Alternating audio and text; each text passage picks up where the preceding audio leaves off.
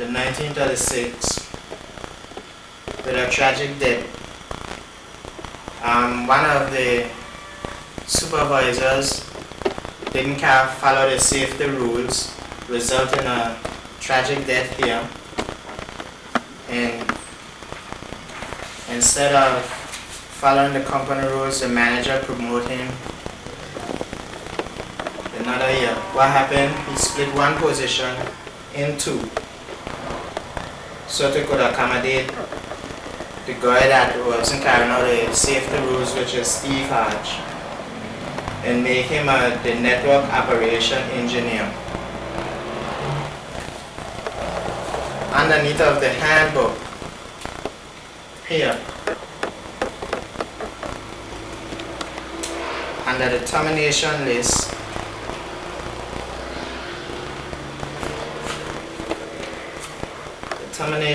here, gross negligence, failure to follow the company safety rules. In the same handbook, safety is every employee's concern.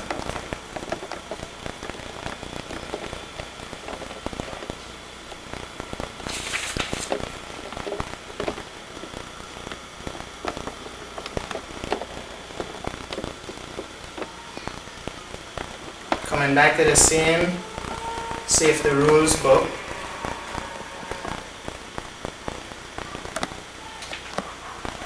first page,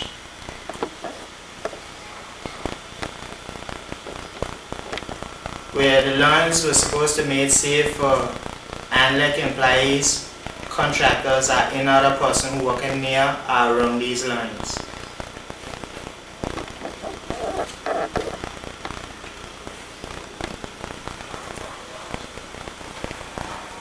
What happened here? So the safety measures wasn't carried out because the authorized person failed to issue a safety document, which would be the permit to work, that would make the line safe in order for the guy that was working under the line to be safe. And before this tragic accident had happened, he was supposed to give it over to a competent person.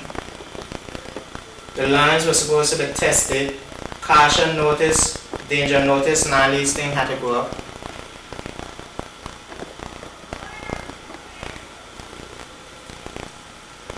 The line had to be altered, the socket may not have to be put up.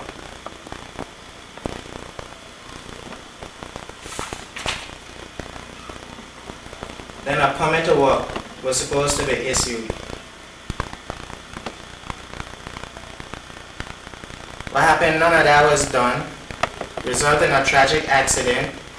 Before the manager was to comply with the rules, he promoted, like I shown just now, by splitting one position into two to accommodate him.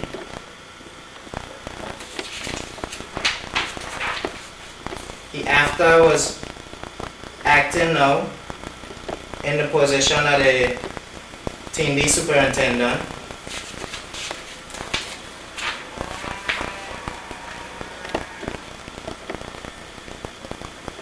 In 2011 now, he was acting as manager. But before 2011, we had a drill with the different departments, the mariners, around July 7, 2010, where he was acting manager.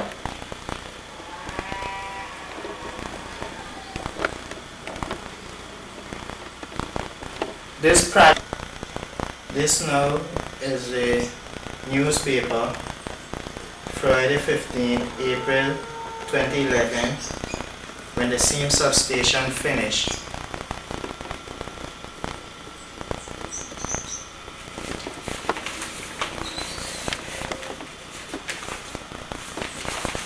On page 26, we have to continue, where the manager here, Thomas Hodge, outline, see here, the guy with the the project where the guy get killed. I'm telling you here, the project cost roughly $19 million.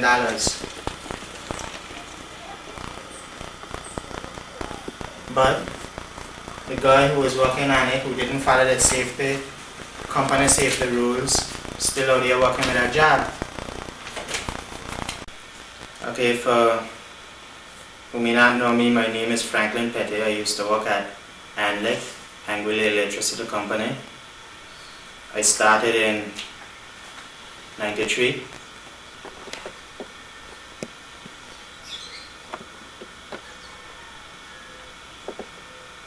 Where the first manager then was Errol Hartley. When I started, he told me the two books here, so which is the safety rule book and the handbook outline my terms and conditions of employment. What happened? I was fired from Anlec wrongfully by the manager Thomas Hodge. What happened? Before that, I was sent home for 3 days by his brother Steve Hodge. The 12th of March, what happened? The supervisor had wanted me to sign a work permit without putting on the safety on the lines so that we could work, which was the odds. And I tell him I wasn't signing no work permit to send my guys up on top of the line to do no work on an unsafe line. And after that, 3 fellas get shot. The 12th of March now, when he wanted me to go do it, after them come out of the meeting, after discussing about the guys who get shot, we went to do another outage the day now after. Them get shot would have been the 10th of March 2010. The 12th of March they had a meeting, now we had an outage again to go to this meeting. And the meeting had finished after 11, so when we reached down there, it was done late. So he wanted me to sign. I tell him I can't sign it. I tell him that I was going to Ivor to report about it. He called his brother Steve Hodge down on the site. Steve Hodge called me away from where I was with the workers and passing above the truck. I tell him that before to reach it, he was supposed to go through Ivor, following the chain of command like them always preaching inside of the meetings. So he turned and tell his brother, must send me home. Go park the truck in the yard and send me home. Okay, I went, reported to the Human Resource Officer, Ermel Franklin. She said must go to the office because she called on her chat now, Steve Hodge, she talked to me on phone. So when I got in, she called me back in now when I got in. I tell her before she even do anything she's supposed to investigate to find out the truth about what happened. She said, no, I need to go home because Steve Hodge said go home. Okay. What happened now, after that now, my supervisor do up my appraisal and he marked me less than everybody else on the team. So he called me inside the office, I check it, I tell him the incident what happened between the two of us in 2010. He spited me for it because I tell him I should be getting low marks because I performed good all through the year. He still turned around, acknowledged that I need to go sign it. So I sign it, I give back to him. So I tell him, look, that this is 2011, and 2011 is 2011 because what I was doing there was wrong in 2010, and from here on we have to go through the chain of command which go up the ladder from he, Ivo, then he brother. 2 days later, the 19th of January, I was called in a meeting with management. We had an outage just below the power station. My foreman called me while I was taking out the truck, putting the material on it, tell me that I need to stay in the yard because I got a meeting with management. So while I wait now, Ivo come approach me, tell me that the meeting is about my appraisal. When I gone into the meeting now, the manager tell me it is about threats that I tell my supervisor. So he asked me, I tell him he was reading from his letter he get from Lincoln, and had his phone on top of the table, so every time his phone would go off to ring also, he would put up his hand to stop the rest from talking, watch the phone. When the phone fly back to what he had it on now, he would start again. So I tell him, he was asking me if I was making a threat to Lincoln, and then I tell him no, I make no threat to him. But how towards the meeting was to throw me off. So when I went in there, I myself was shocked because I want to know what threat he talking about. So when he turned to talk, he tell me, he saying he would like to know what the threat is and all kind of thing. So the manager tell me all kind of thing like 20 people will decide your fate in your future. So he asked me if Lincoln ever called me while I have my job. I tell him no, only like when we work me got outages and so. So after that now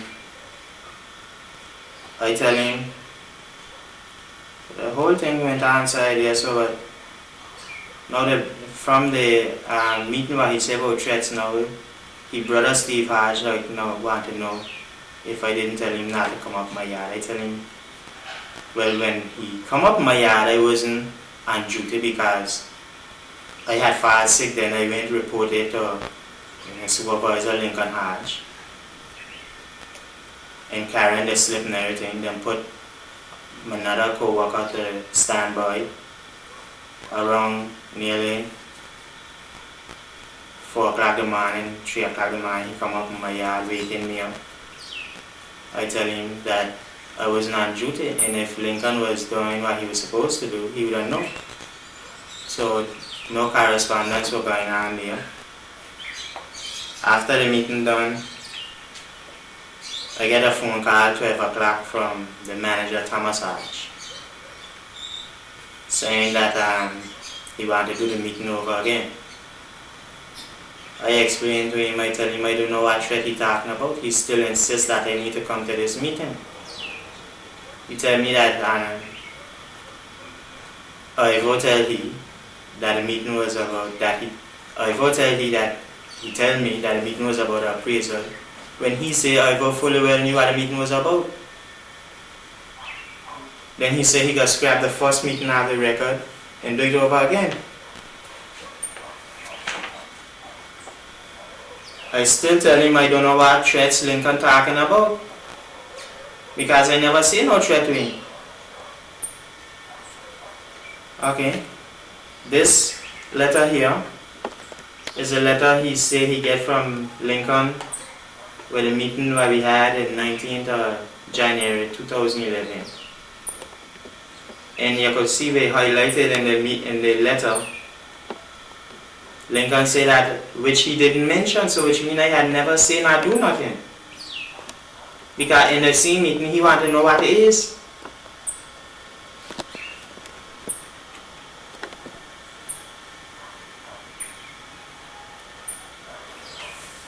After that meeting now, when I come home,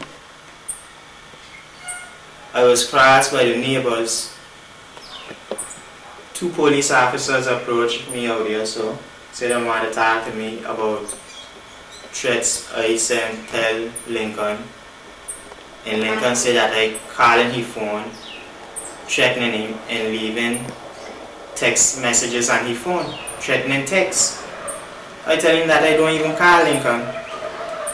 Now I don't know what text or threats he talking about, but I got a similar situation where them didn't want to pay me when they had sent me home for the 3 days.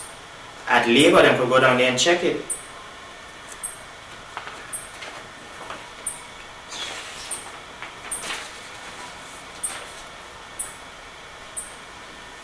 After the same meeting, this is a letter from Thomas Hadrian to the police station, the 19th.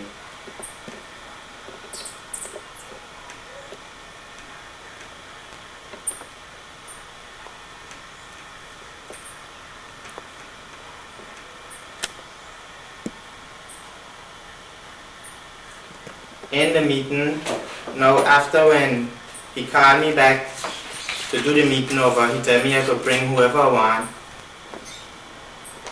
to the meeting. Another morning, I was approached by Steve Hodge. When I was approached by Steve Hodge, he told me that we got a meeting again.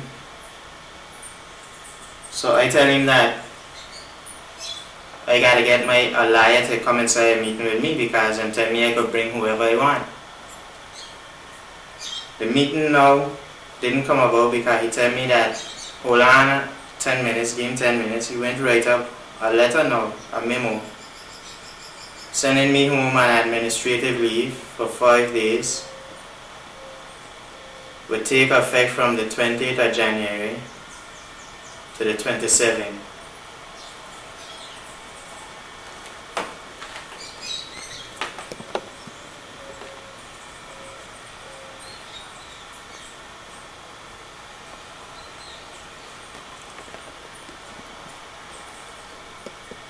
While I was home during this time on administrative leave around the 25th, 2 more police approached me again my yard, come my yard. Say that them come to me about threats.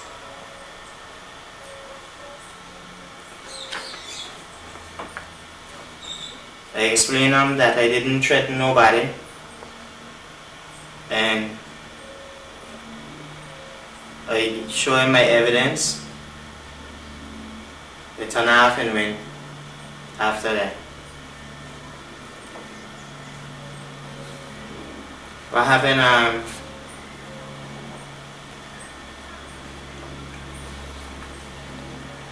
yeah, after I get the letters now, when the 26th of January, I get a call from the bailiff telling me he got a letter to drop off for me. And this letter was a termination letter. I was fired.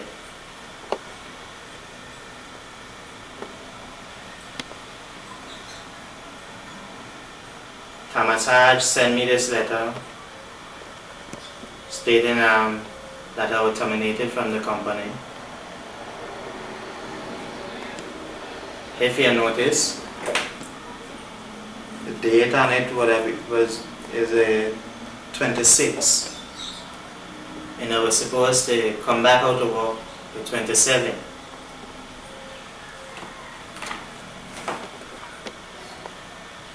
The next day I went to labor with it. And labor called him Labor minister called him, tell him that you need to take me back. After presenting all my facts and evidence to the labor commissioner, they see that I done nothing wrong. He called him, tell him he need to come down to have a meeting, and he refused. So the labor commissioner sent the matter over to the labor minister. We had a meeting. We had a first meeting February the 8th, about the 3 days where I was suspended for. In that meeting, the same supervisor said that I was just there as a truck driver. After that, I refused to sign the work permit, which was where he wasn't carrying out the safety. And what I had him tell him, said, since he said that I was there, the truck driver, which means that I was working, so pay me. A letter went to the manager. I never get paid up to this day. I had another meeting now with the termination part of it, the 25th of March 2011. During that meeting,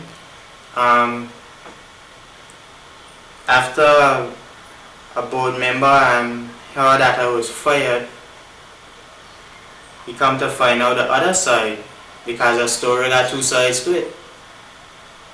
So I give him the evidence that I had, tell him everything.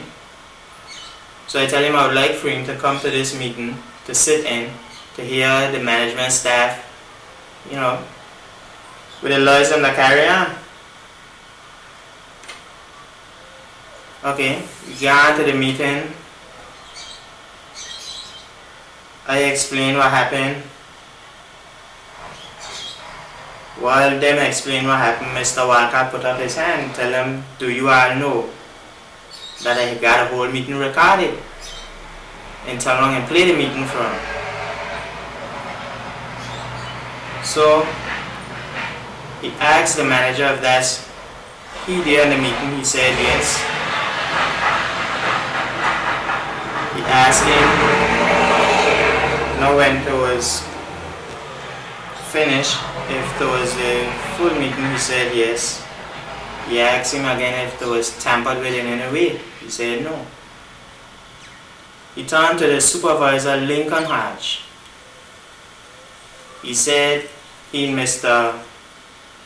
Foster Rogers asked Lincoln Hodge. He noticed the letter that he wrote the manager. In it he said that, which he didn't mention. In the same meeting we had with management the 2 days after, he wanted to know what the threat is. So them turned and asked him, what is the threat? Because after when I say mine, I tell them I would like to know the threat too, because I didn't say nothing. The supervisor turned around, watched me and said, I had never said nothing. Mr. Walker turned and said to me, there's two things I have to choose from, either reinstatement or payout. I said reinstated.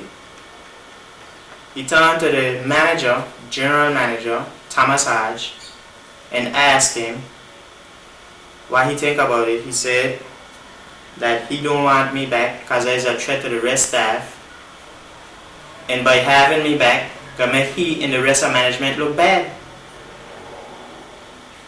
So the board member get up and said to him that he's a young dunce, he don't know what he's doing. He got cost the company and the shareholders a load of money because he don't see that I didn't do nothing, and there was a plot between the whole management team here. The board member explained to Mr. Walker that I have a family, 6 kids, a mortgage and bills to pay just like everybody else. And he said when nobody ain't too big to see when them wrong. Okay, that gone, they say we used to have a tribunal to try get that sorted out. Lisa Bass was on it first. Then well, they moved her because some situation that she had here, some Joyce Kentish come on. But after that now, I get a letter from the board to come in to talk about my bill. A meeting with the board of directors.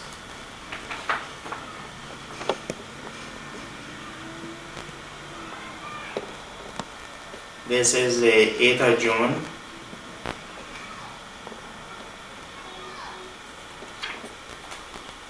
I wrote back a letter to them the 20th of June.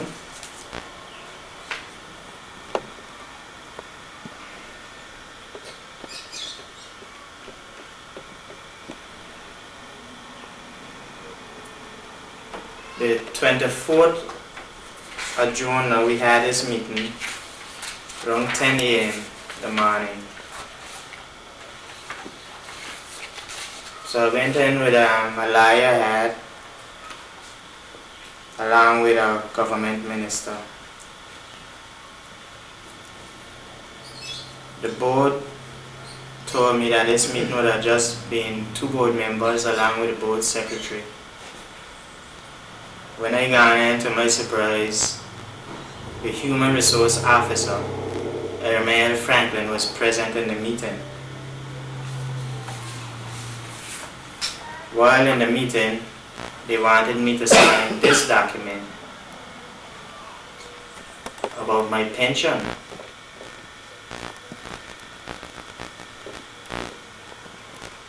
So the government minister was recently a worker at Anguilla, told him that I need my money. I got a family to support.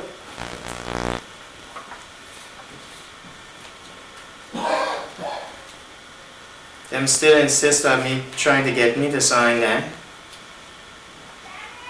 Where they say, as I am no longer a work employee of the Anguilla Electricity Company, and I was done fired.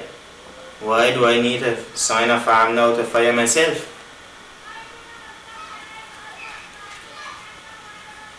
I tried after that a number of different lawyers.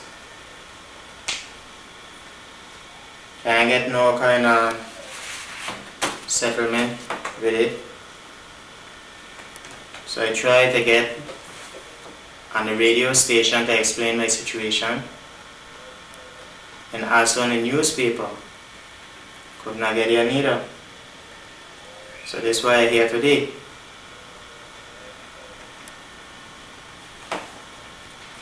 After that, the company sent me a letter about my bill. In the same meeting we had with the board, where they say that it would stay on till this whole matter resolved.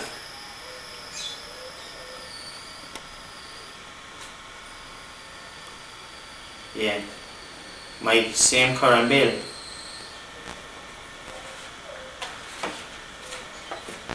So I get a letter from the bailiff now again, bring me this other letter, trying to get me to sign to say receive it. I tell him I'm not signing nothing. This letter now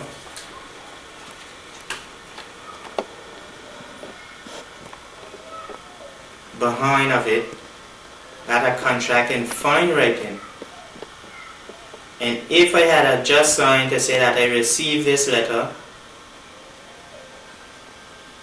the contract was on it, what I got here, so the bailiff could have signed on behalf of the company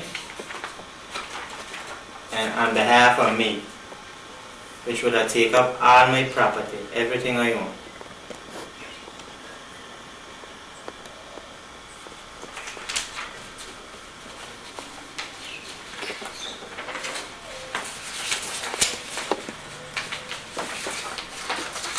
This is what the current bill normally look like.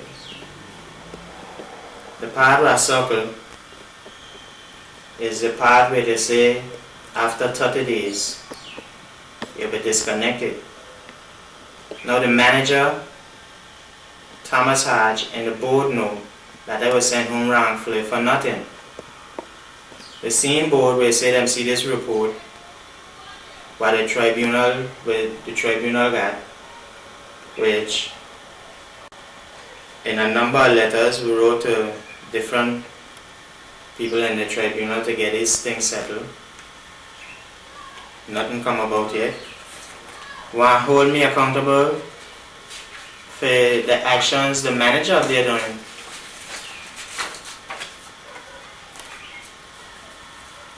After that now, when I was fired, the week now I went up by the school to tell the school because I was having difficulties in terms of financially to provide for my family.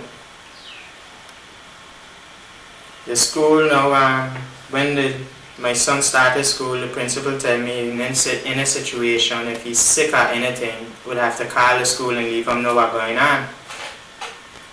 So I went to the school now after I was fired, no income, could not provide for my family.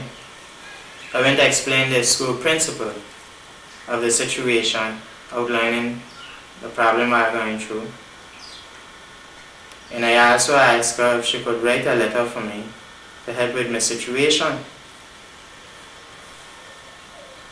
This dated April 19, 2012. And outline in the letter here shows where she stated that I had come after I was fired.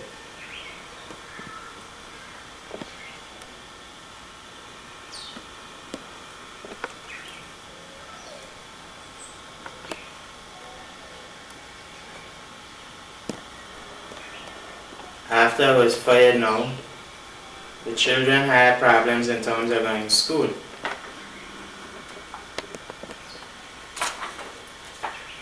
The two now are going preschool.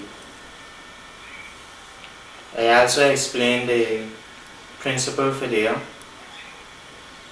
Them was attending school to get so that we'll get used to it for the first part there. And I explained the principal now because I had more difficulty in terms of providing them breakfast, lunch and thing. And she also wrote me a letter to help.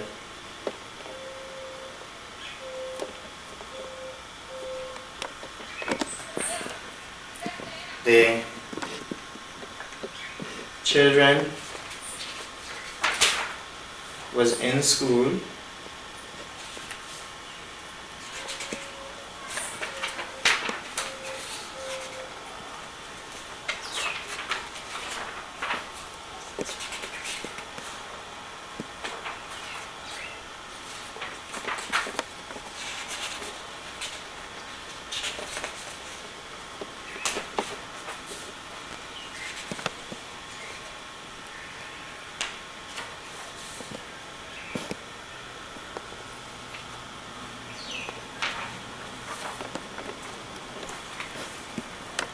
Unfortunately, them had to come out too.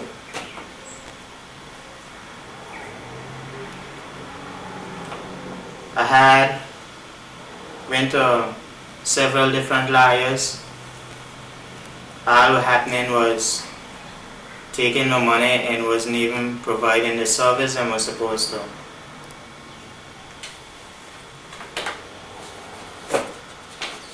letters went over to Wildcat Richardson to get a report for the matter which went under the tribunal under Section 18 of the Labor Department Act, which state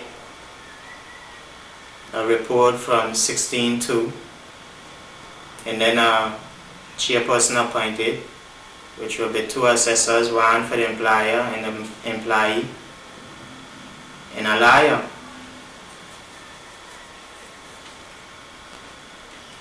I was by Pam Farm there, so when I had a lawyer working there on the case, she was sent away. After that, then find out I had no lawyer. Them send me a letter the 29th February 2012 from the education officer Rhonda Connor, stating the child was out of school for 30 days out of the required 38 days.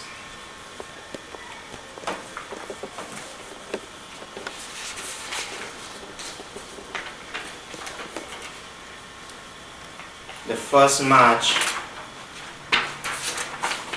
2012, just after that, the lawyer that was working for me, Melania Lim, outlined the whole situation in her letter. And here we highlighted, you see inside the letter, say which lawyers at the heart of the said dispute were causing the whole family this hardship to get it settled.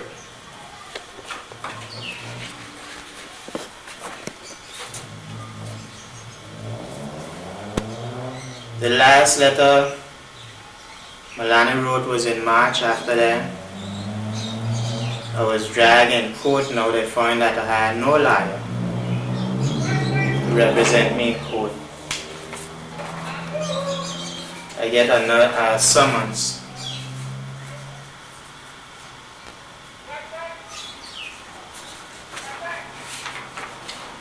to appear in court the 31st of May.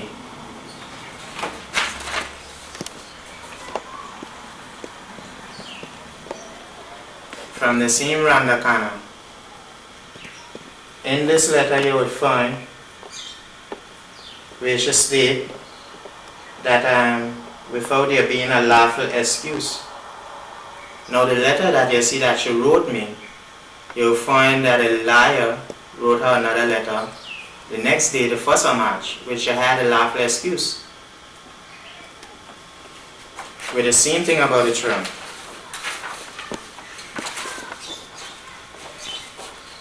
This letter now went to,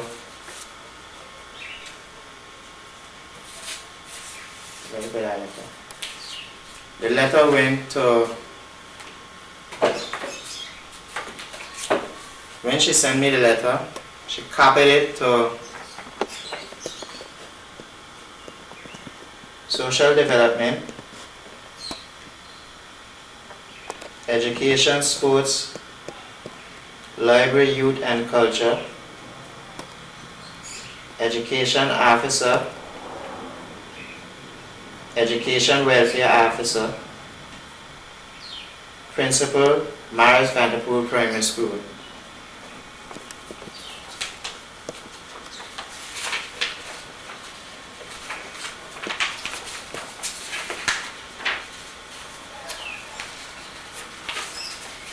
In the same letter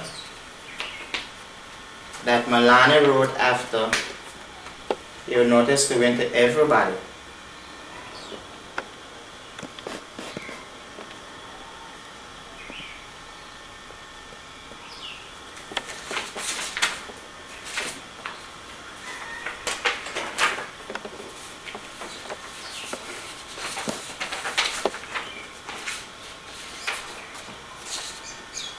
This here now is the witness who will go against me in court for the 31st of May.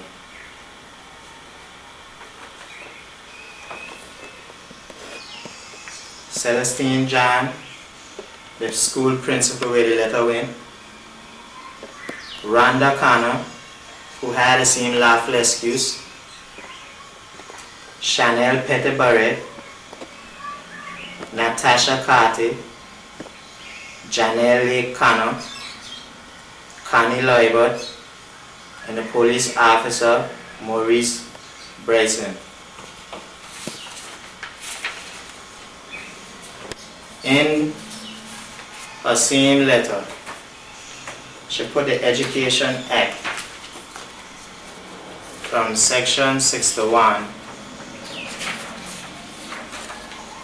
where 61 state, subject to the provisions of section 62.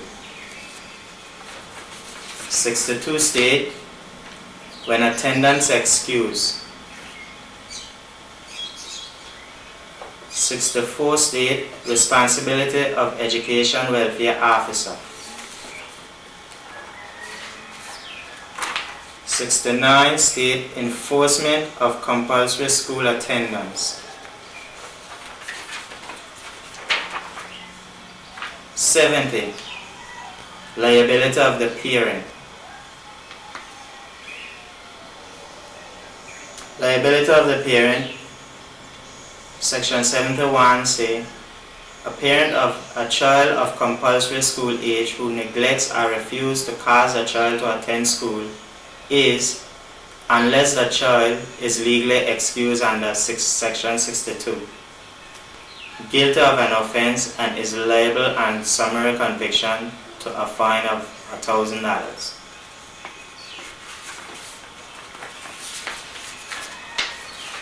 Section 61, 62 here. Section 62. You will notice here state, subject to the provisions of section 62, and to go on.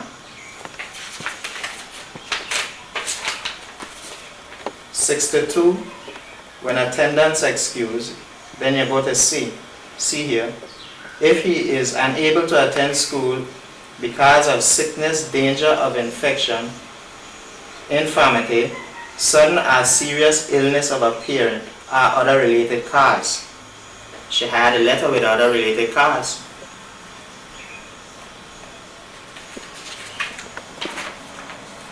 Section 70.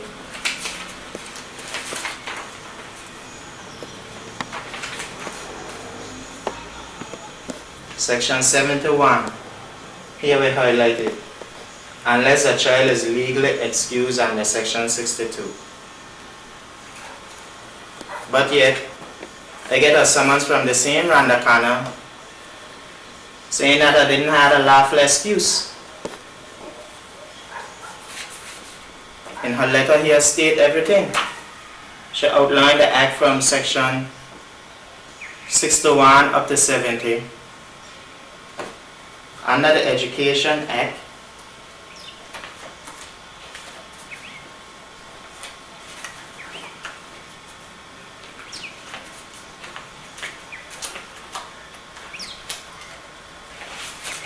under the Education Act, section 72.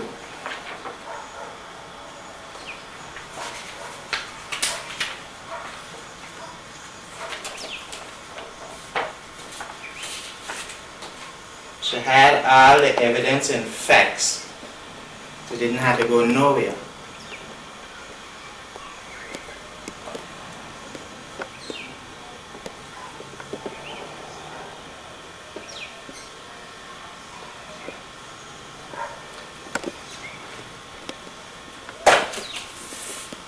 All of them went in court and law.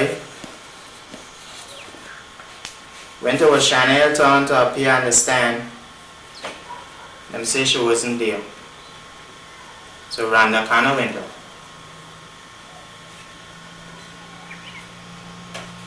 Rhonda Connor went up in the place of Chanel Pettit.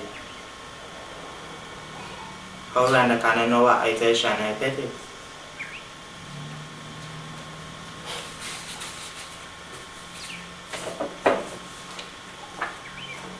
In in that, during the court, when I went in the morning, Officer Darius Duncan told me to leave my bag by the door. I told him that the bag contained the documents that I would have to present my innocence in there. So he told me I could take out the documents but leave the bag by the door. When I gone now and them presenting them records and things, how the jury was out and all kind of thing, when to my turn now to present mine, nobody take mine. What happened? Them didn't want to log nothing in the register.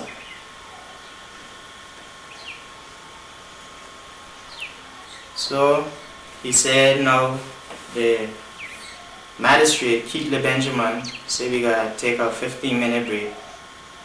I come outside, nobody else come out. So the 15 minutes break was just for me to get outside for them to talk. Okay, we had a second part of it now. The afternoon, after lunch when we come back. When I got back in, I was ordered to leave my evidence by the court door.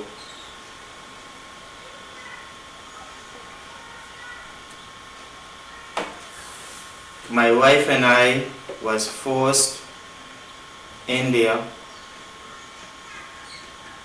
He called up my wife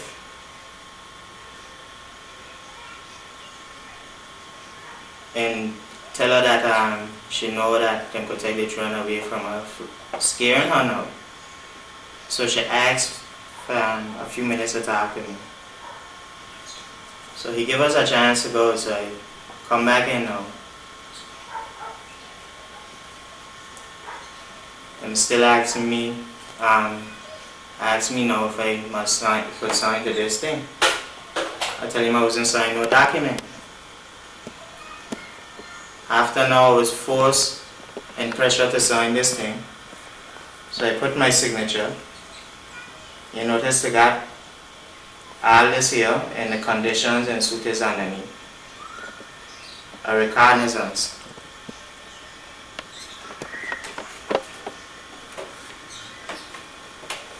Conditions say the conditions of the above recognizance is such that if the above bounded principle shall keep the peace and be of good behavior towards Her Majesty and all her leagues people for the term of 1 year. Now what is my bad behavior that I got to be on a good one? In the law, I never had no kind of criminal record.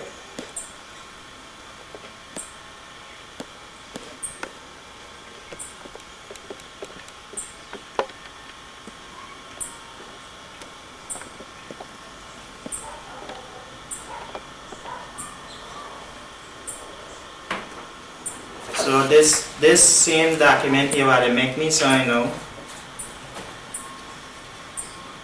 it was a fine of $500 and they filed 2 months in Her Majesty prison.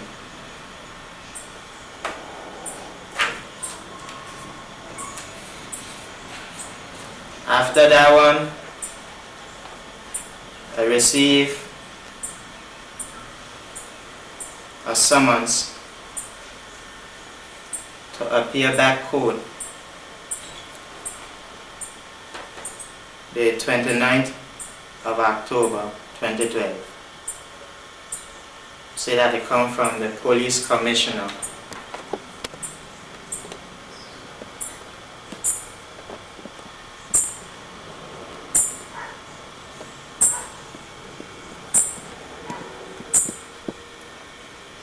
And I would like to bring to your attention, you notice every document that comes from the court is signed and stamped.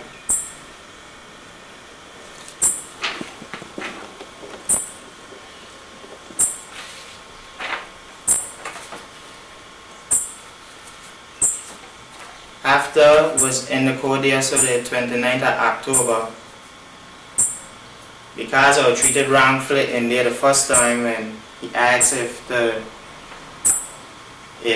I could do it myself or a lawyer to represent me. I figured that he would have done everything fairly. I tell him I was going to do it myself because I had walked with all my evidence. But the 29th of October now, I tell him that it's my right to have a lawyer. He turned to the prosecutor for the education office, Erica Edwards,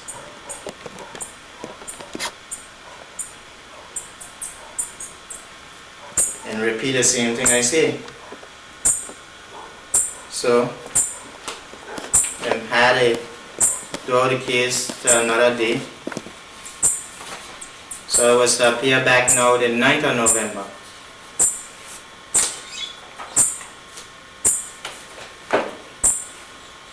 The 9th of November, I went in.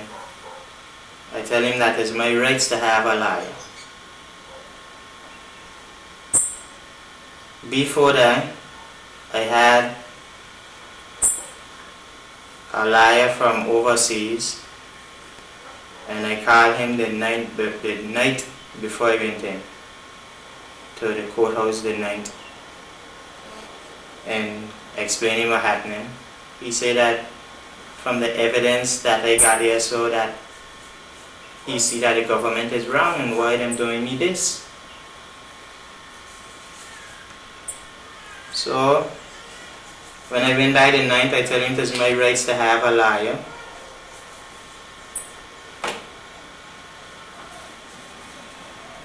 And he conduct the case anyhow. He say whether a liar he or not, he got do it.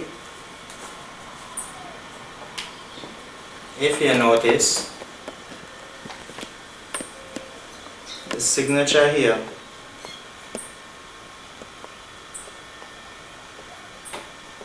is done by some forward for the AG Chambers and on behalf of the Chief Education Officer. If you notice, all of them is signed and stamped.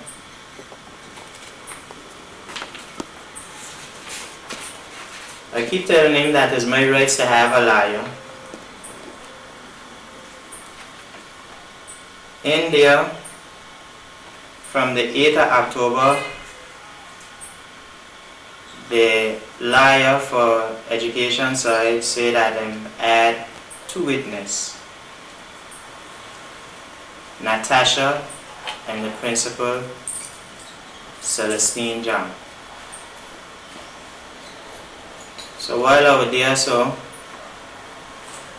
them keep asking me questions. I keep telling him that it's my rights to have a lawyer.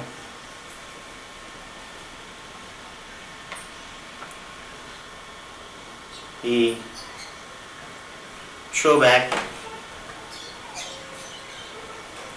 in his chair. He started making night, cussing me off about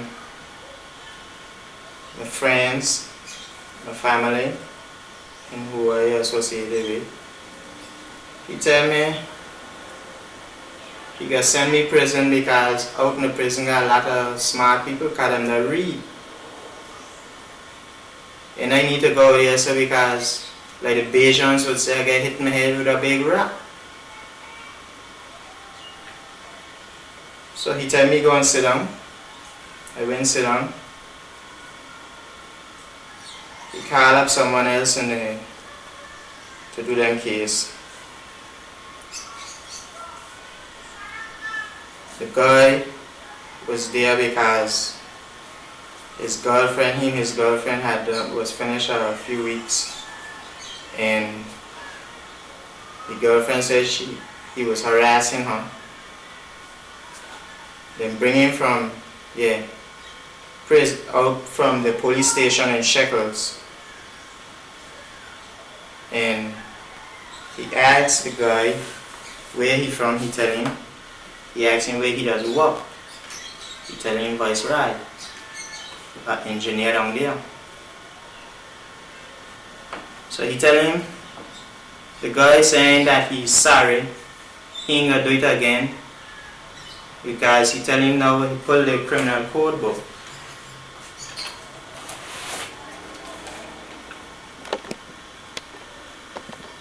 He pull the criminal code book and tell him if he know that is a crime underneath of this, which is forcible entry.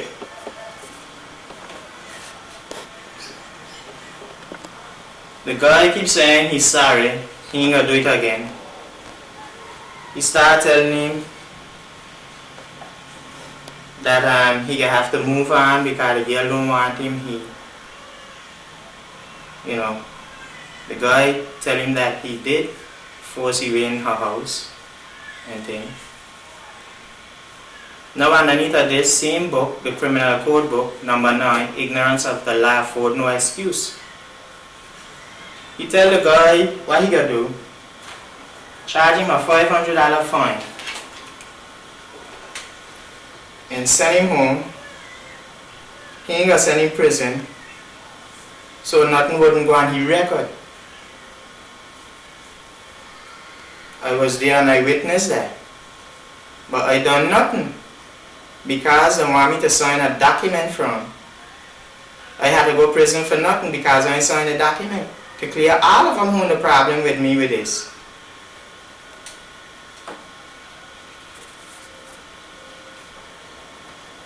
He said to me he would like to know who's my advisor, so now by sending me prison, I can't get to see nobody, call nobody, and now I had to come back out the 12th of November again. So when the 12th of November, then bring me back out from the prison in front of him again. I was sent back out there, so after in court telling him that I'm not signing no document and it is my rights to have a lie. He said that he could conduct it whether he got a lie or not. When the girl Diana Hodge get up and ask me which I plead guilty or innocent, I tell her it is my rights to have a liar. He turned to Erica Edwards and tell Erica Edwards he going into a guilty plea. I was sent back into prison.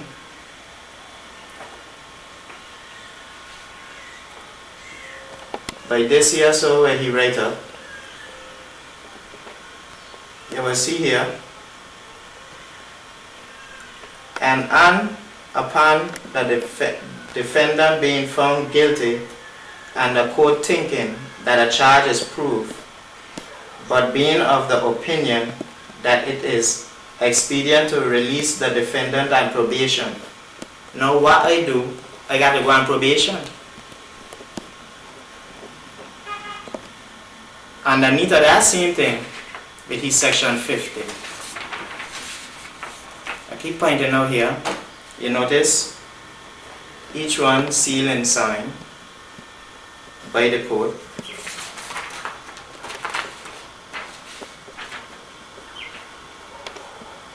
This one here, the complaint number CR 452-2012, November 12th.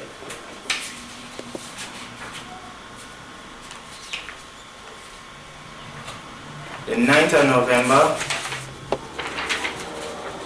same complaint number CR 452-2012.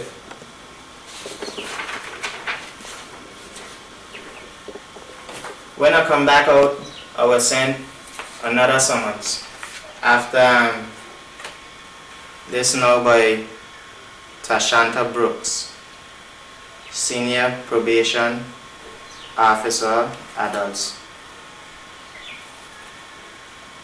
When I come out of prison, I was coming home. Yeah, I spent 1 month in prison from the 12th and was in there a few days from the 9th. Went back the 12th, more lock up for the 12th spin number. While I was in there the 12th, some prison officers call out and say must send a bottle to throw some juice in it for me. So I asked them what the juice for, cause I ain't sent for nothing. So them keep saying, send a bottle to get some juice. I asked who the juice from. So the guy, the inmate who was there, so at the front by the door talking to us, he tell the guys, them just send a bottle, you know, send it up to shut them up. So them send down the juice. When I get the juice, I find the juice smell funny. I throw some in a little cup, I taste it, and I rest it back down. I noticed a guard coming down, she sent down the juice, she coming down, peeping in the cell, just watching me alone, 4 of us in the cell. So I find it strange. She just walking up and down, she would come every minute, now and again, peep to see what's going on. The juice stayed there a few days when I was ready to come out now. And the orange juice turned a different color. So the guys and they asked me if I wanted it. I told them no, fling it out. When I come out now, my wife's phone ring.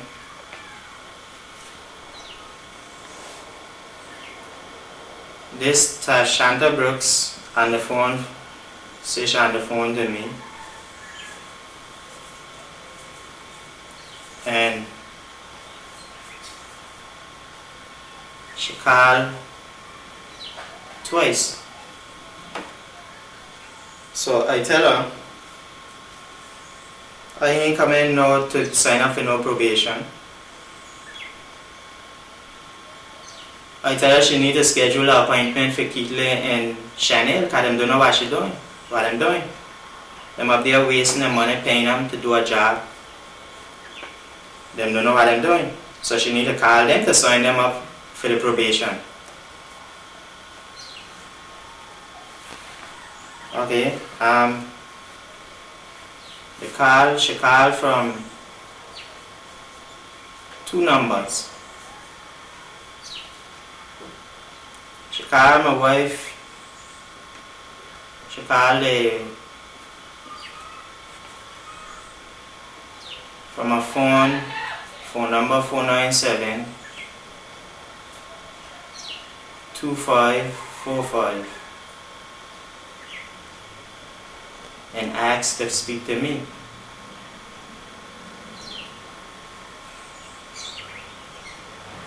So I tell her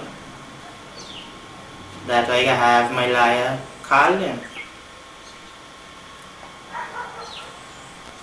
She called back from another number 497 84 61. 8461 is the number she called first, and then she called back from a different phone again.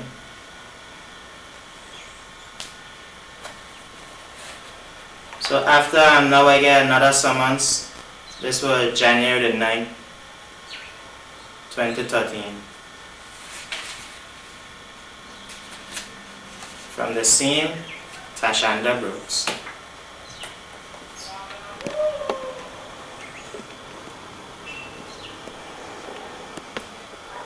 Was to schedule a meeting with them about my probation.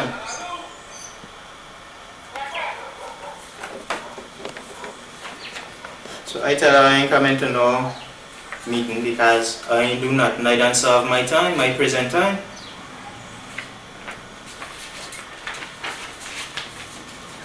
Before then, I went by the courthouse to get the charge which I was locked up for from the 9th, from Keatley Benjamin Club, Diana Hodge. She refused to give to me. Under the Constitution state, after 4 days, they're supposed to give you the charge for you sent prison for. She told me I need to go down by the probation office. Another trick again. So I was in contact with a lawyer, explaining him the whole tricks I'm going through.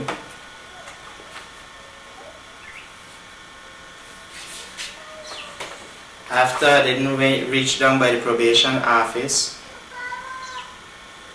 I was sent another summons. The 5th of February.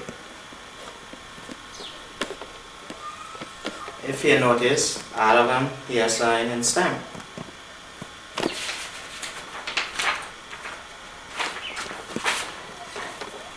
This now is with the same thing here. You see the complaint number CR 452-2012.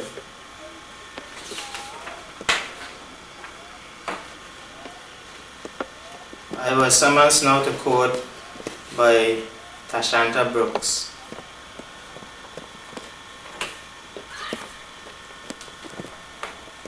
I tell them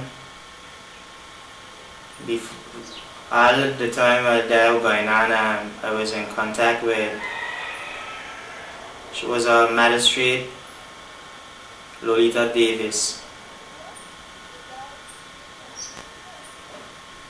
I give her all my evidence and facts to the case, pointing out I wasn't even supposed to go to court. She had all the evidence. When she got in court that same morning now, the 5th of February, I meet a crowd of people in the court this time. So they're saying I'm here because I, the probation order. So she get up and said that she here on Human Rights Office behalf, He told her in here in his court there's nothing about human rights. And she said that she would like to know what is I really here for. So the meeting was adjourned again for the 1st of March.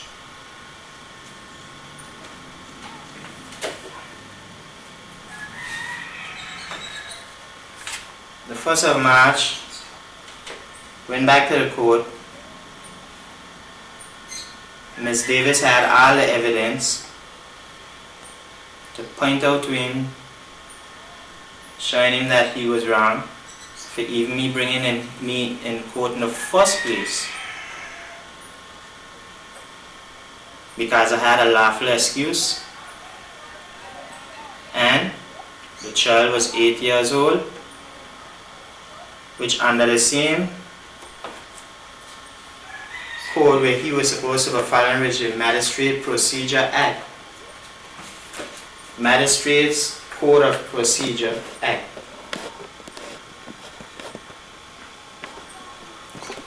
We have to say and a young person, he cannot deal with no children under the age of 14.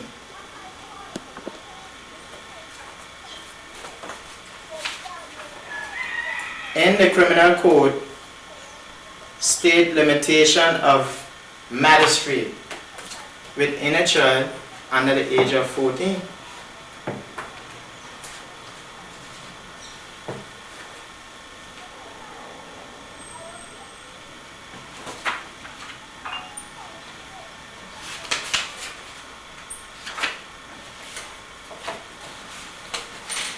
limitation of magistrate, where everything was supposed to go straight to the High Court, but underneath Keithley Benjamin, where the state under assaults.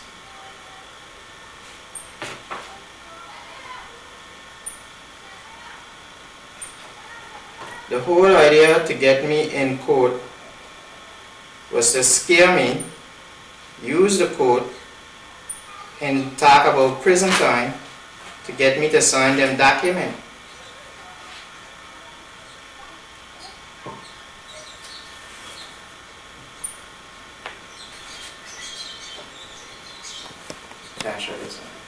The limitation on magistrate's jurisdiction. Under the Criminal Code, section 227, where assaults on female or male under 14 years of age, where he wasn't even supposed to touch the case, but in there underneath of him.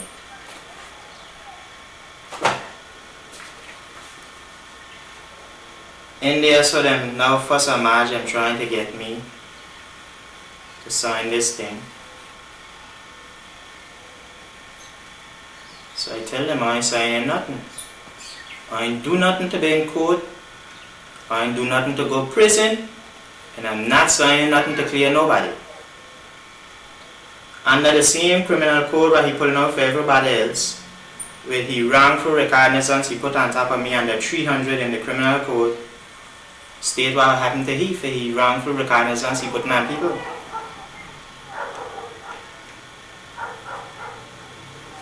Okay.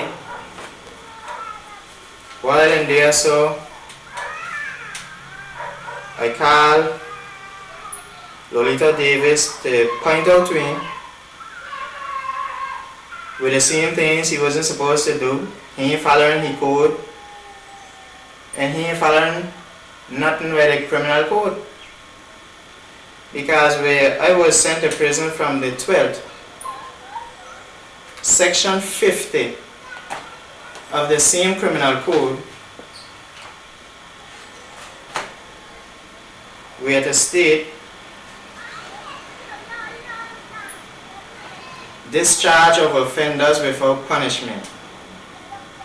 Where in any trial the court thinks that a charge is proved, but is of the opinion that having regards to the character, antecedents, age, health or mental condition of the accused, or to the trivial nature of the offense, or to the extenuating circumstances in which the offense was committed, it is inexpedient to inflict any punishment. The court may, without proceeding to conviction, I was locked up from the 9th, first time, then the 12th, make an order dismissing the charge, but are still back in court for the same charge again, the 1st of March.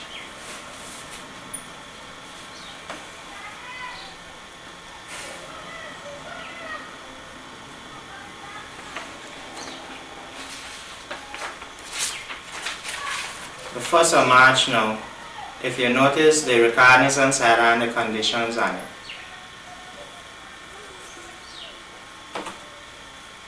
I get this slip here from the court.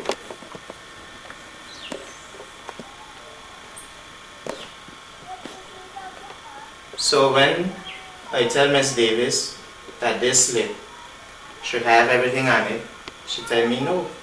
This is a reminder. Now she switched from being helpful in a situation to go in there to defend me truthfully and turn against me. Tell him to put a fine of $500 on top of me for refusing to send the child to school when it was about a probational order. Change the whole thing around, and the probation officer in there so said that I wasn't a suitable candidate for it. So she leaves the room. if you notice, this here got the same number, CR452-2012.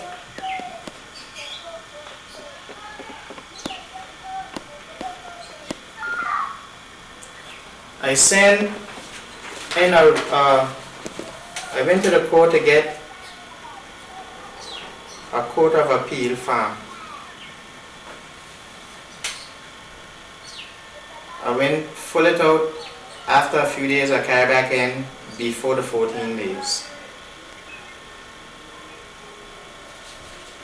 Then refused to log it in the thing for me. So them tell me, I tell them, look, this is not valid. You ain't sign a stamp, you ain't got nothing on it. If you notice, everything was black out. So them tell me it is a reminder that Deanna said it is a reminder. I tell them, look, the line say nothing about Deanna say. The last date, these things should be sealed and stamped, signed and stamped. So I tell her, call somebody where I could talk to and stop telling me stupidness about Deanna say. The senior magistrate come out to me.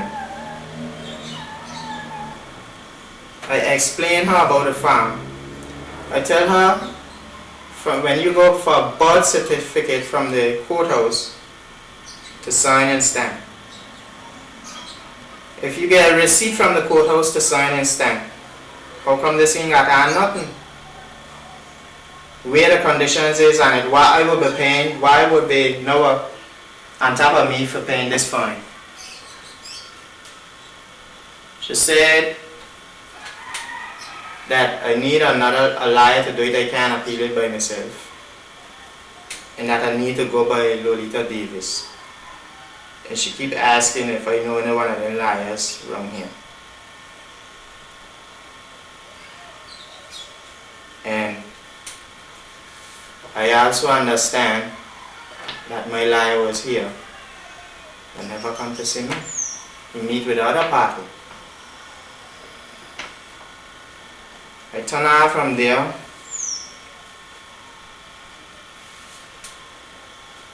I went back a few days to the courthouse to ask for the full letter here. I was told that there's 3 forms, 3 different pages,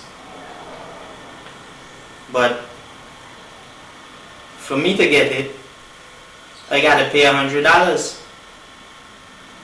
The last day,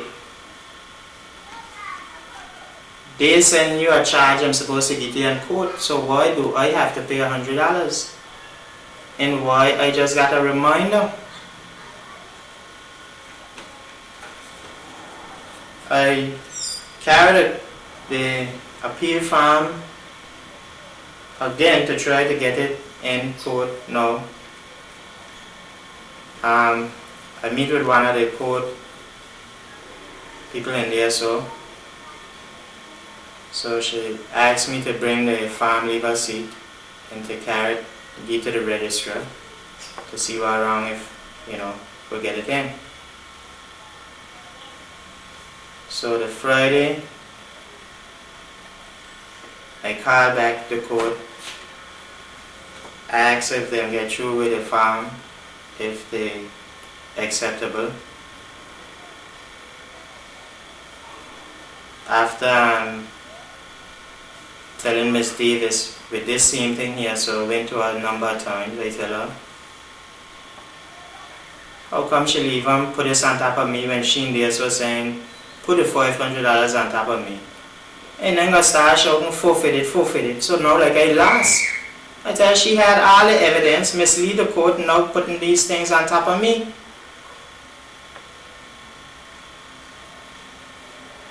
So I turn off from there. I tried to get it logged in myself. I called the courthouse to find out about if they get a farm done. Call the registrar tell me, come Monday, ask if 9 o'clock good. I said okay. So, schedule it for 10. So I say, okay, that's a good time. Monday morning, the 8th of April, while I was by the courthouse, police officer come inside, tell me he want to see me for a minute outside. So the way he was talking, I couldn't understand, so I asked him who he talking to. He points at me, I tell him, well, I speak English, because it didn't sound like English he was talking to me. So he tell me he would just want to see me outside a minute. I gone outside. When I gone, Darius Duncan and he outside, gone to the vehicle. So then come to me with a warrant. So I tell him, give me the warrant. And tell me them go read it. So them read it out. And then read it to say,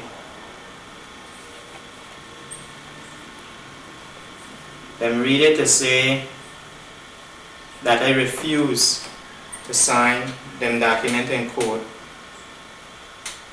refuse to send the child to school, and didn't pay the fine, so I have to go to prison.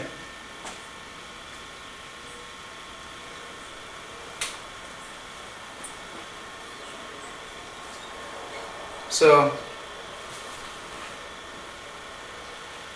them lock me up, them hold me, carry me straight in prison without a warrant. While I go and I tell Darius Duncan, I need a warrant. So I go on there sitting down. The head of the prison now come and talk to me. He asks if you're the guy who was fired from Anguilla. I say yes. I tell him it is my rights to get a phone call so I could call my family to leave them know what's going on. Say he know. I was again approached by Nigel Webster and Walker. I tell them it is my rights to have a phone call for my family to know what's going on. And I want to know what the reason why I'm here, so I want my warrant. Can I give me none when I come in? Them tell me I leave my rights outside the gate, and when I in here, so I don't have none. So I tell them now when I'm going to carry me down, I tell them I'm not moving on until I get my warrant to know what I'm here for.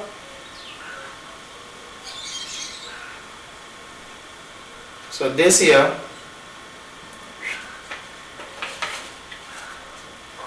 is the warrant that I get, same number again, where they say warrant of commitment for the fault.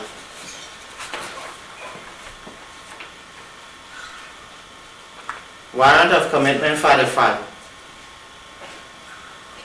Now this here, you can see no conditions on it. So what my default is, why be committed to now? Where they say that this is 3 different papers, and I get just this here, but a slip. And you can see everything is gone, no stamp, no sign.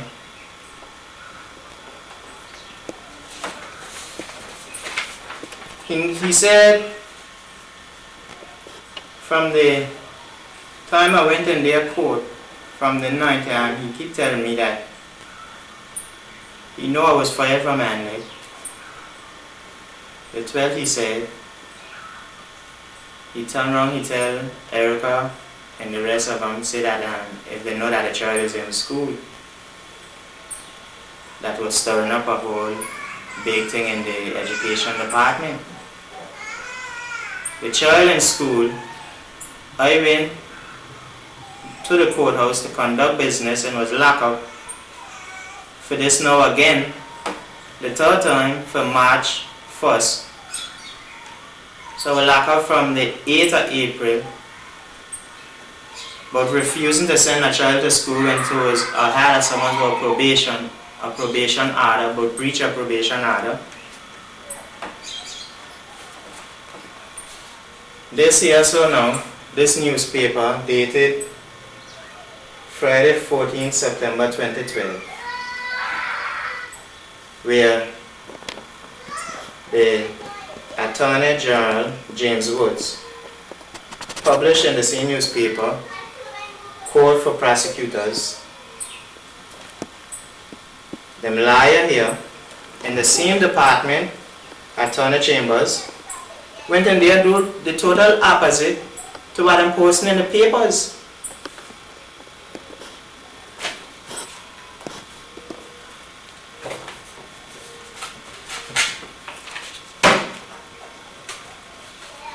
From May 1st,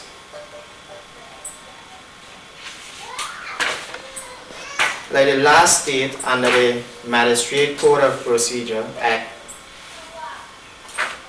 the witness statements, everything they were supposed to bring to me. Them had witnesses in there, so after, and from the first time I get the statements, and after that everything, them were heard.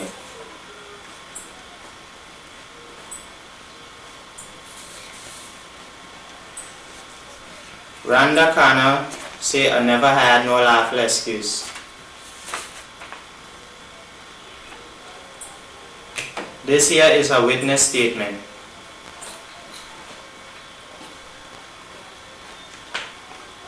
I'll read out piece here. In the statement say, if you notice it say Randa Khanna, she had a lawful excuse from first March, when she wrote me the letter the 29th of February. When I was dragged into court from the 31st of March now, if you see here, dated April, the 25th of April 2012. In her statement to say, on the 29th February 2012, I met with Mr. Petty and explained to him that his refusal to send his son to school was an offense under Section 70 of the Education Act, and that may be prosecuted for the offense.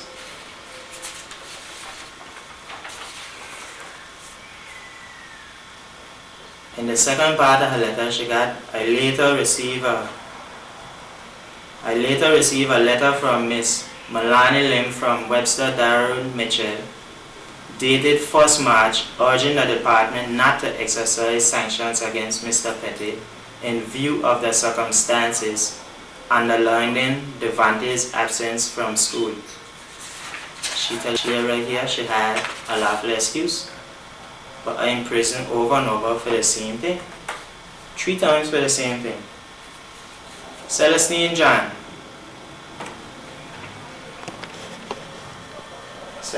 John, dated 26 April 2012. Again, I'll read a part here in her letter.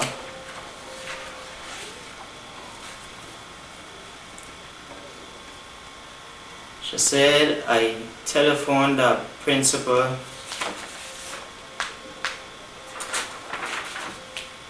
Chanel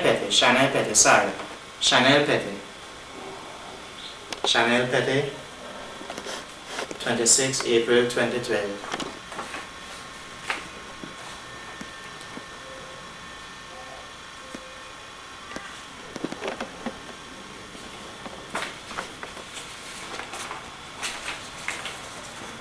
She said, I telephoned the principal, Miss Celestine John, and informed her about the matter.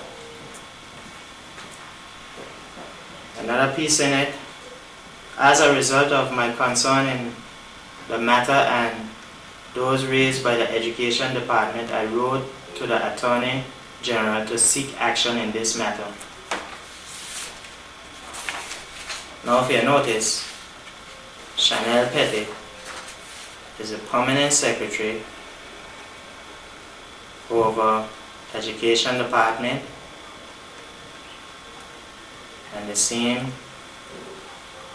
Ministry of Health. Chanel Petty still right to get consent from the Attorney General to carry me to court. This statement now was Celestine John, the 25th April 2012. You see where I got highlighted, I will read out for you.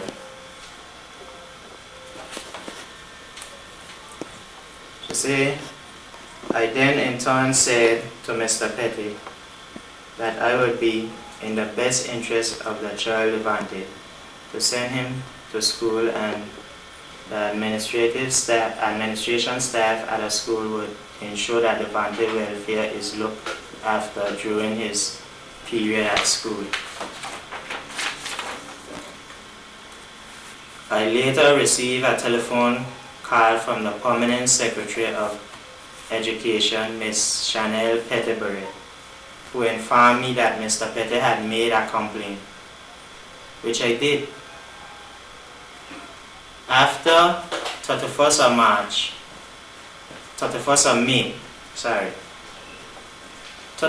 May 2012, when I was dragged in court for nothing, I told Chanel Petty. I went to Edison Beard after the matter. Edison Beard called Chanel Petty in the same meeting. I carried a child. The same food that I was giving the child, what I was told not to give him, while I broke him out, I was still giving him, mess up the child's skin. So I carried him and show him what happened. He said he was to call Celestine John, the school principal, and tell her what going on. When I went back to Chanel tell me, but if I got a matter with the school, I need to talk with the principal. I tell her, well, in court, and all of them tell her the same thing. I don't have to go up there and tell her 10 times. That don't make sense. And if she her boss, if she ain't listening to she, how she gonna listen to me?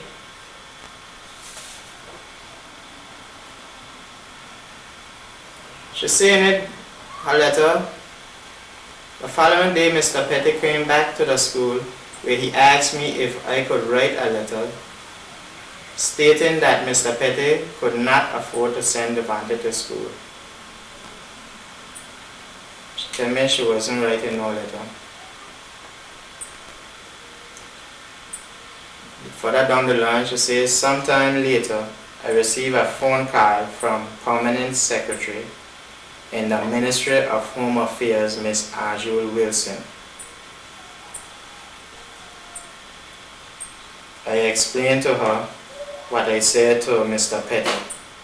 Subsequently to those conversations held with both PS, Permanent Secretaries. Now if you notice, the letter that was dated the 31st May 2012, and the letter which the education officer wrote me from 29 February, she had a lawful excuse the 1st of March. She said it in her statement. But yet I hear 6 times underneath the same magistrate and lock up 3 times for the same thing.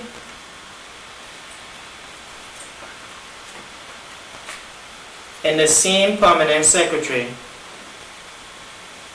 Anguilla Wilson, is the same secretary, Permanent Secretary, which a number of liars wrote to for the same report to carry this case forward to the tribunal under the same Act, the Labor Department Act 18, which you're refusing to send.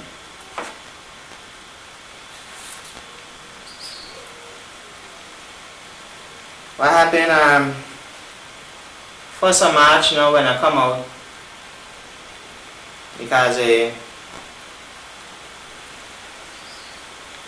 the human rights officer told the magistrate that I got a meeting for a tribunal was supposed to have a meeting for the tribunal, and so they were trying to get me to sign this document. I tell them I wasn't signing nothing. Then give me that slip, no signature, nothing to it. Another fraud and forgery. The 7th of March now.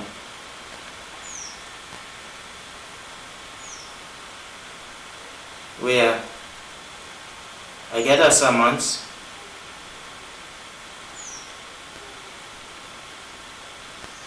stating that I will stop here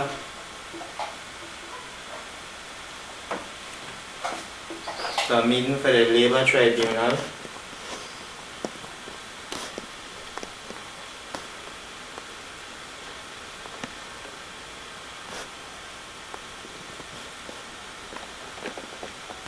By the chairperson, Anguilla Benjamin.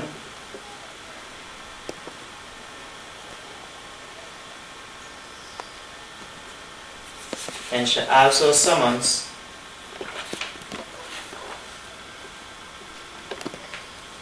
Curtis Rowan for the same meeting when Curtis Rowan was my assessor. He was my assessor under Malani.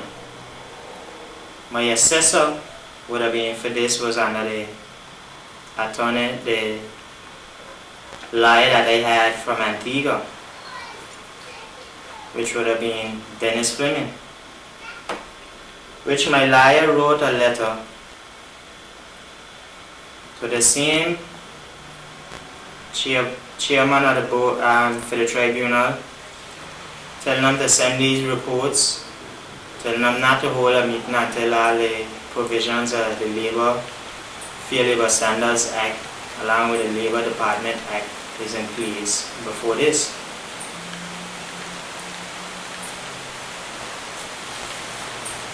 While down there so waiting for this meeting,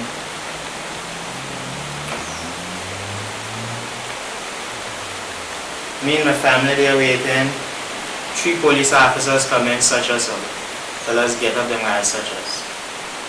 So I say, well, how come they're searching just we and not the other party? So the other party can't conceal a weapon to do anything. The senior magistrate, which is Anguilla Benjamin, come in, meet them searching us. And put her bag down, open it and tell them to search she too. And refuse and walk out the door. And call me to tell me come into the meeting. When I gone to this meeting,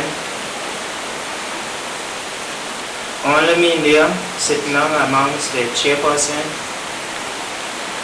and like 2 people there along with their 2 lawyers. So she asked if I got an assessor, I tell her yes. So she say, well, who he is? I tell her, well, she summons the wrong person to come appear to this. My assessor, so she say, wait, your assessor is Dennis Fleming? I say, yes.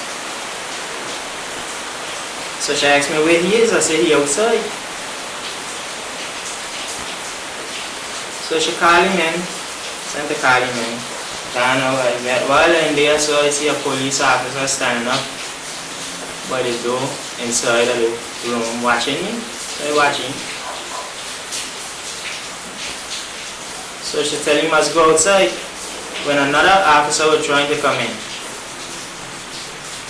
So she said the way they're moving them like me moving professional. Okay, when Dennis now come inside,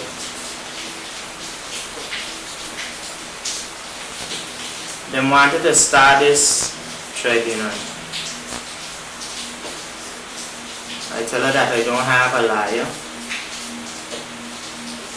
And the reports I was supposed to send to us, all the letters I will go to them, no reports come, but a date here set for this meeting to carry it out. So she put a briefcase, but there she put another folder to the side and tell me that this here is mine. I tell her no. She asked me if I want it, I tell her no.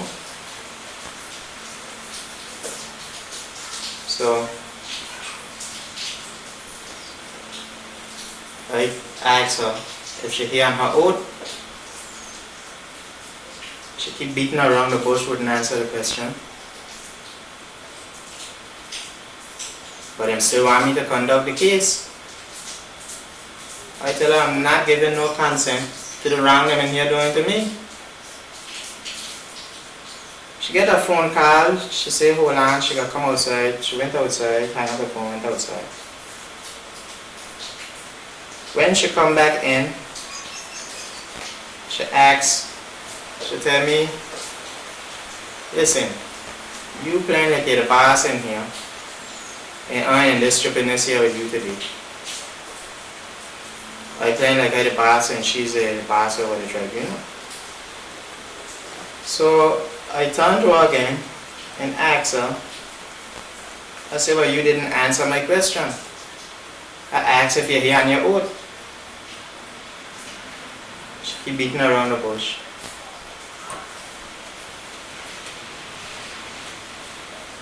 If you notice, this summons she sent to me, up here in the corner, in the matter of a tribunal hearing pursuant to Section 18 of the Labor Department Act, RSAC 15. I point out to her, I told her that she's not operating under the act which she appointed under. In the summons she sent me, the lawyer wrote her letters, tell her not to put nothing in place till these things come forward. And I also state where they say your attendance is mandated, I say even though it's wrong. If I didn't come, I will lock up.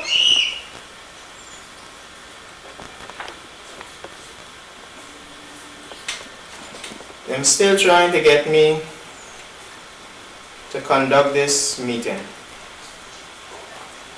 I tell her I'm not conducting no meeting, be no consent to it. Because what I'm doing me is wrong.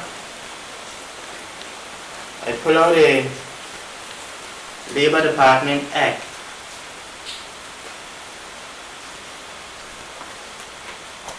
And I point out to her, underneath the same act, Section 18,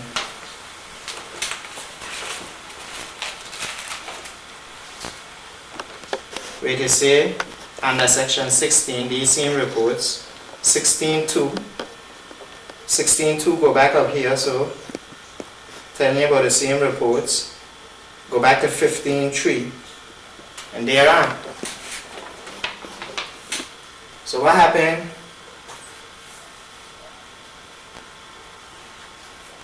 The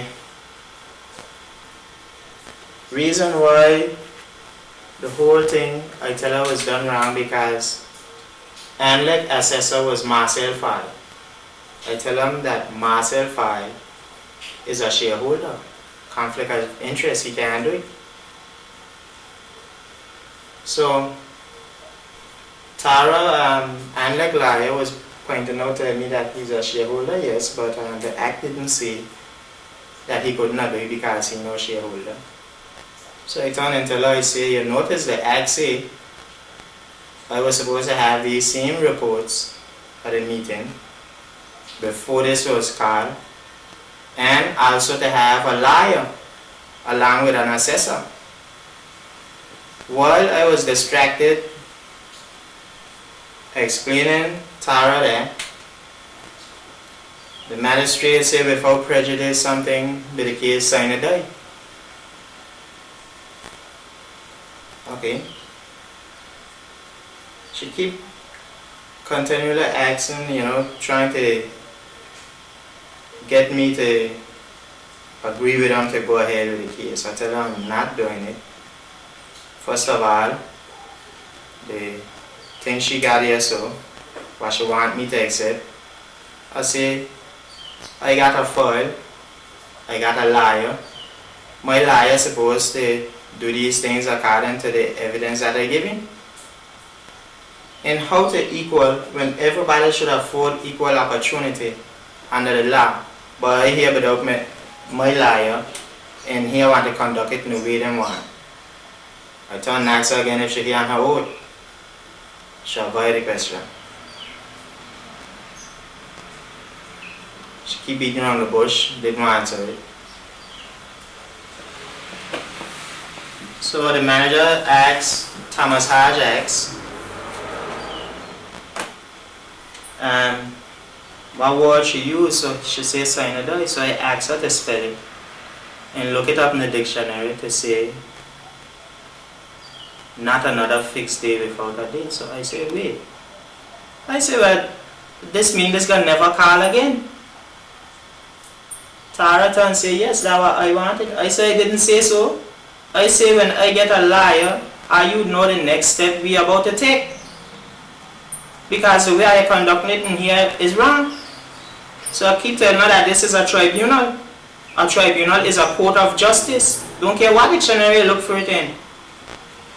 She say, she started, well, tribunal is 2 syllables. So I tell her, look, tribunal is a court of justice. And under the Constitution Act, the Constitution of Anguilla, state how the judicial system is supposed to run from 1 to 17 is about human rights. So what happened to mine? She says she in here acting under the capacity of a magistrate. She here as a normal person. So I say, okay, that's everything.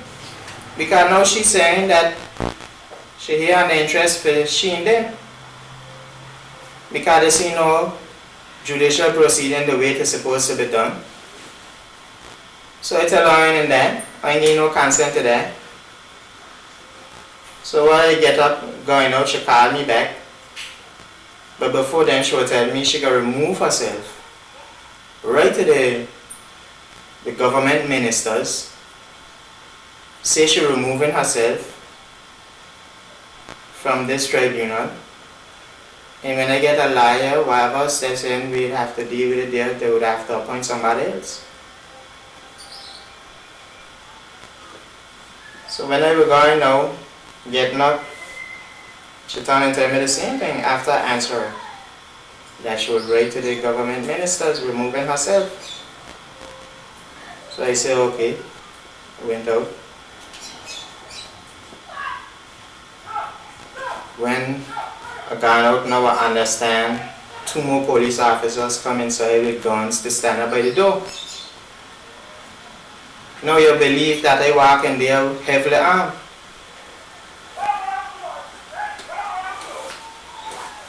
When I gone now, them trying to put pressure on me all to get me to break, to do what they want, to sign some document them don't even want me to see to clear all of them because of the trouble I'm in.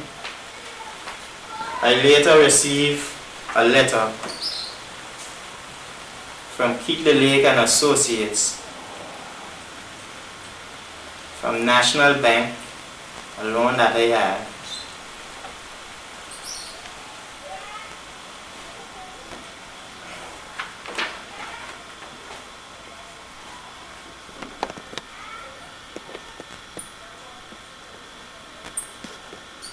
Now them see that I ain't been in them trying out. The board said in the board meeting we had about my bill, said the current was going to stay on until it is settled, then sent to cut it, to put pressure on government. Up to this date, I don't have no current, no water, which is outlined in the bill that went to the education officer in Archie Capital, the same Jules Wilson, the minister, Walcott, who was there. But yet these reports can't come forward. But the board say that them see the report and them say that him see he dead wrong. But I can't get it. Them tell me I need to get a liar to get it. I get one.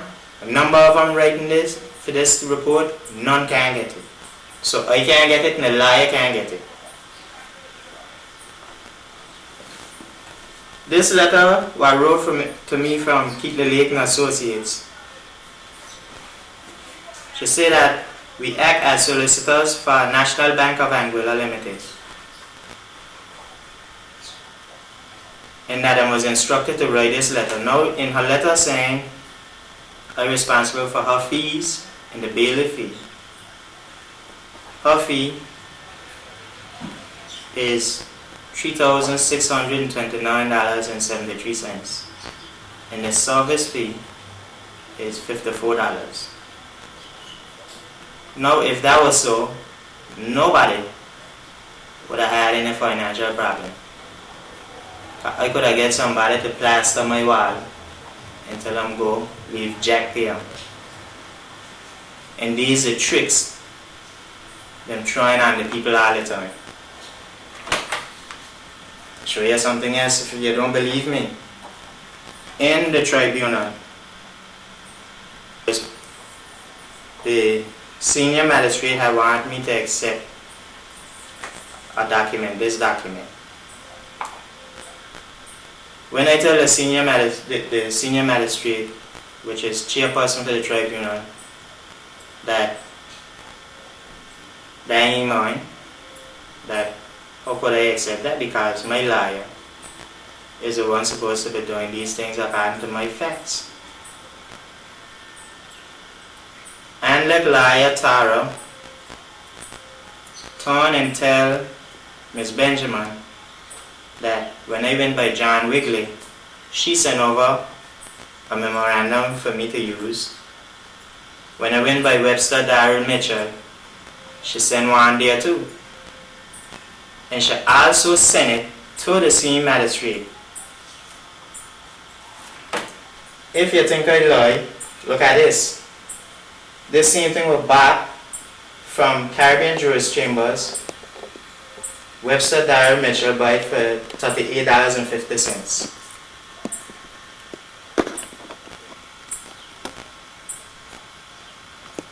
The same memorandum. Now, the senior magistrate should have known better. If you check the date here, from that date I never had no liar there because Milana wasn't even here.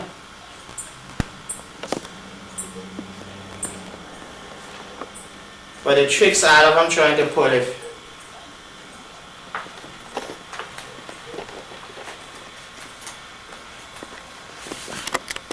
This is the Public Service Code of Ethics. Anguilla Public Service Code of Ethics. In this, page 1.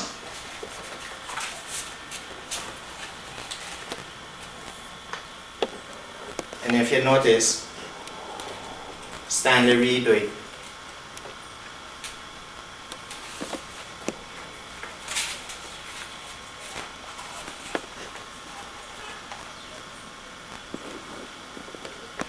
Stanley Reed do the same document here.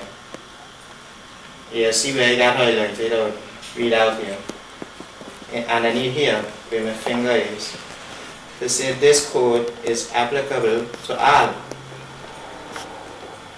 And to go on. Okay.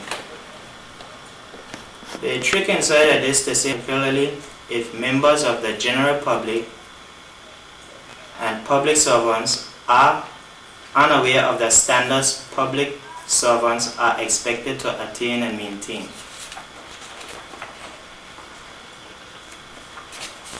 Page 2. Page 2 where you will see here by section 11 and 12,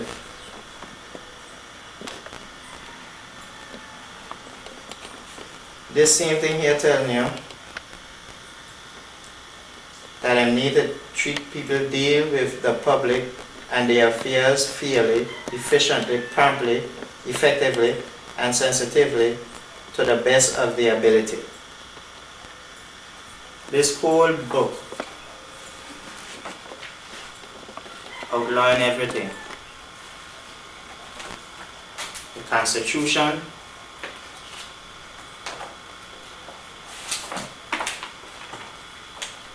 what him had wanted me to do. 11,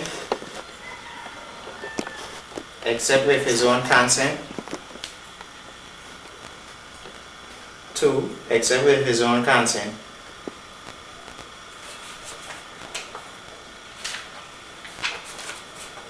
12, except with his own consent again. So there's a whole bunch of things them trying to pull on top of me just to get me to sign this thing, with no lie in the way to represent me.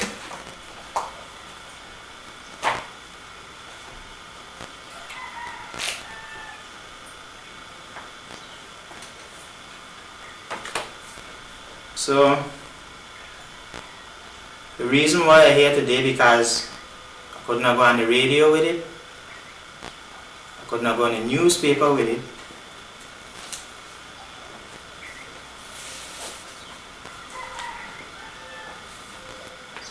You will notice this newspaper here, where they say dispense justice, flee favoritism and corruption with the same code.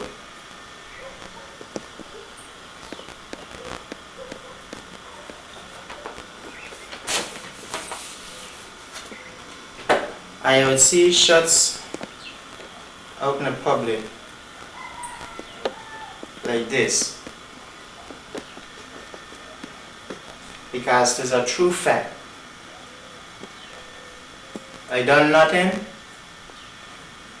fired for nothing, in prison 3 times for nothing with a lawful excuse, poison while I was in there. The 3rd time I went in from 8th of April, and I was in there, so then a customer bringing you 3 different things on the menu. This day, the menu come with only 1 thing on it, so all the inmates had to choose the same thing.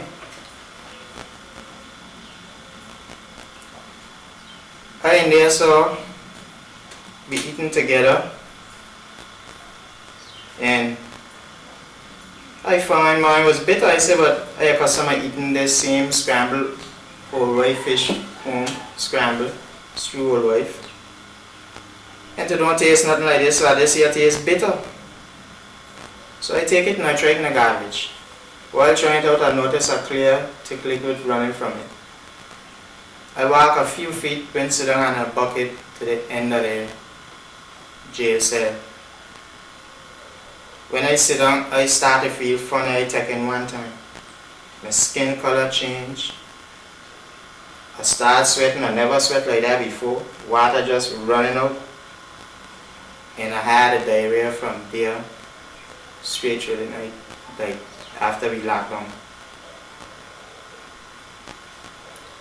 2 guards come. I come out. I tell them I'm feeling good. I want some tea bag to help to stop the diarrhea. Them tell me them ain't got no keys for the kitchen, which is a lie. Them a customer going there, all of us. When I get locked down now, around 8 o'clock, my inmates find that to get worse. I try to bawl out to the inmates I was in the cell with, tell them call to get some tea bag for me to drink. I was weak, tired, and one of the guys shout out, call the guard, tell them that Mr. Petty feeling sick and I need to come to get attention for him now, to get tea bag and hot water for me. So he make 2 tea bags and do it strong. When I come out, I couldn't move to go up on the bunk. So I sit on the floor. One of the guys tell me he can pray for me. And I sit down there, I drink the tea till after I feel better, a long while after. But I notice when I went to pee,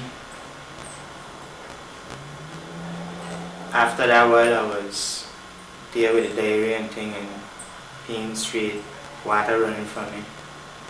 I went outside. I had a towel on me to try to stop it. Towel down wet. Sweat wasn't stopping, I just sweating constantly. My pee was dark. So the next day, the guys say, "What? How come all of us had the same fish and only you get poisoned?" If you look at it from some of the evidence I've shown here, you notice, you will see the reason why my life being threatened. I can't go on the newspaper for nobody to know. I can't go on the radio for nobody to know. So this way here it is. The same Attorney General who wasn't supposed to give consent to it could only give consent to section 64 and 66 under the criminal code. The same magistrate will send me in prison about his thinking and his opinion, where to say under section 50, where he had to try it out under this code, the criminal code, where section 14 in this code state, everyone is at a sound mind at any given material time until proved. And go on to 15. But they're in prison for nothing because of his niece said to carry me court underneath her heel. If you think I lie, that Chanel Petty isn't Keithley Benjamin niece, the newspaper that dated February 18, January 2013, the late Nadine Lake, read it and outline the whole family. Cadwell Petty, her father, writer-editor of the newspaper, Keithley Benjamin, the magistrate, her uncle,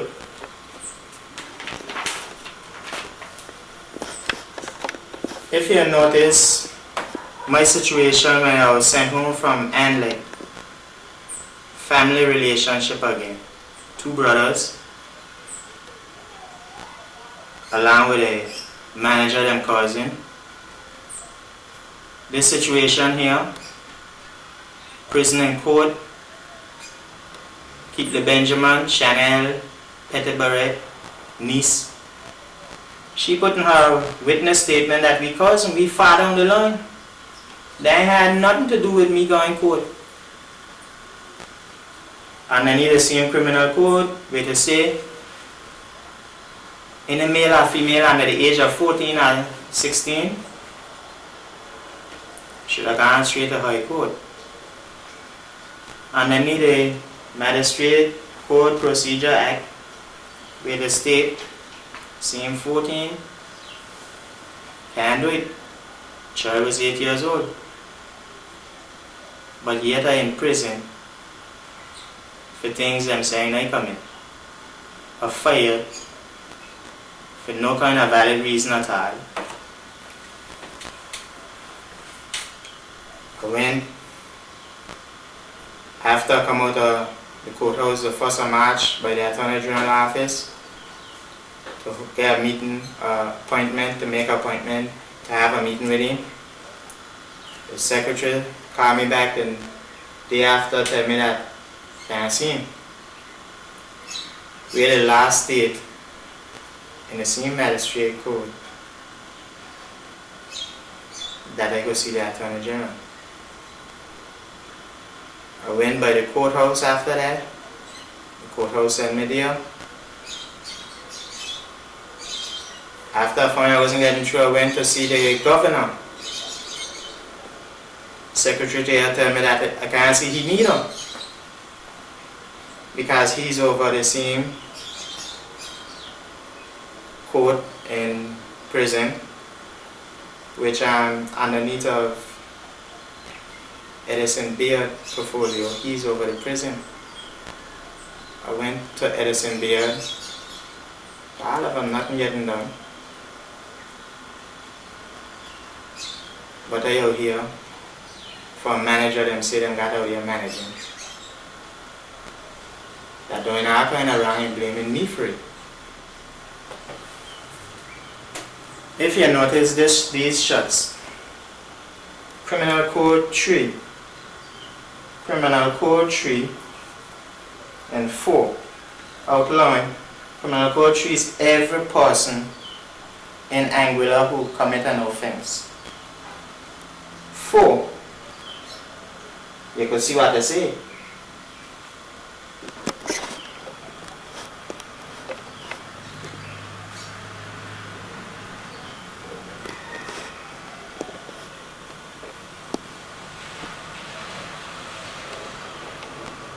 So you would see the reason why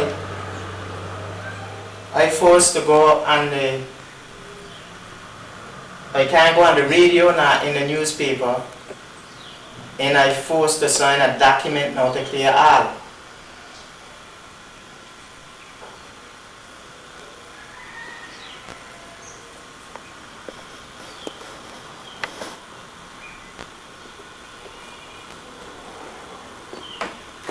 But wherever I go, them always coming up with tricks and that kind of thing. So, this way I come here to leave the world know the truth, you know. What's going on in my family. And if anything happened, they know the reason why.